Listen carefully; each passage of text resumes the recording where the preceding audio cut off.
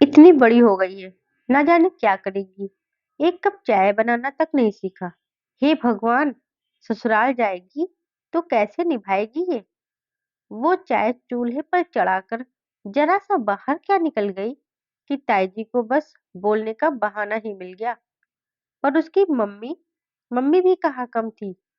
क्या करूं जिज्जी, मेरी तो कभी सुन ही नहीं इसने। अब सास ही सुधारेगी, तब समझ आएगी। मन में तो जैसे डर बैठ ही गया था आभा के। अब रह रहकर यही सोचती कि पता नहीं क्या होगा ससुराल जाने पर, और पता नहीं कैसी होगी ये सास।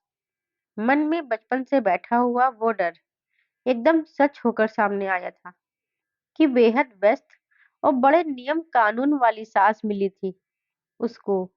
सुबह सवेरे उठकर जाने कितने काम निपटाकर वो तो 9:30 बजते बजते अपनी शॉप के लिए निकल जाती, तो पति और देवर के नाश्ते की जिम्मेदारी आभा के ऊपर आ जाती। 2 बजे तक ससुर जी घर आते थे तो लंच समय से बनाकर तैयार रखना ही पड़ता था, नहीं तो सासू माँ इस पर गुस्सा होती थी। पर हाँ, डिनर जरूर सास उसके साथ खड़ी होकर बनाती थी, क्योंकि उस समय पूरा परिवार एक साथ बैठकर खाना खाता था। लेकिन क्या इतना ही?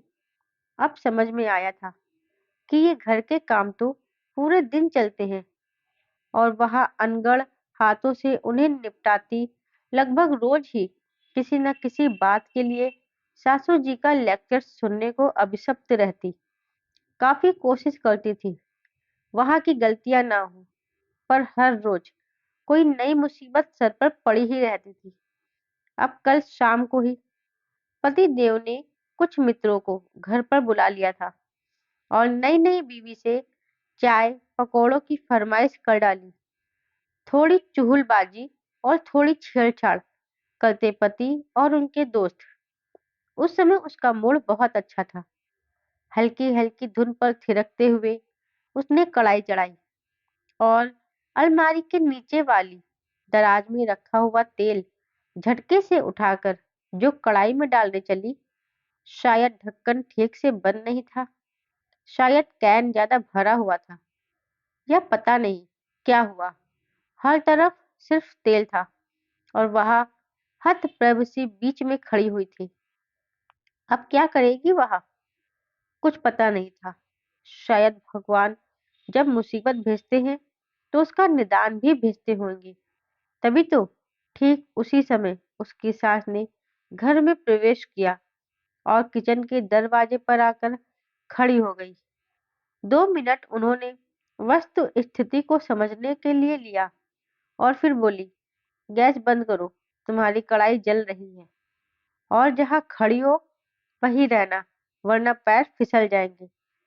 1-2 मिनट के अंदर वो कपड़े बदलकर पानी की बाल्टी और सर्फ के डिब्बे के साथ सामने खड़ी थी। समस्या का निदान समझ में आते ही आभा के होठों पर मुस्कान आ गई, और फिर तो सास बहू ने मिलकर किचन के साथ और भी ना जाने कितना कुछ चमका चमका कर साफ कर लिया।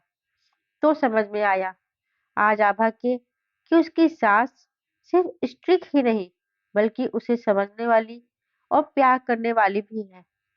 चंद्रमा को सिर्फ चाहने भर से कुछ नहीं होता, पा लेने का मर्म आज सासू माँ ने उसे सिखा दिया था। दोस्तों, हमारी छोटी सी कहानी आपको कैसी लगी, मुझे कमेंट बॉक्स में जरूर बताएं। और आगे ऐसी कहानी सुनने के लिए मेरे चैनल को सब्सक्राइब जरूर करें। धन्यवाद।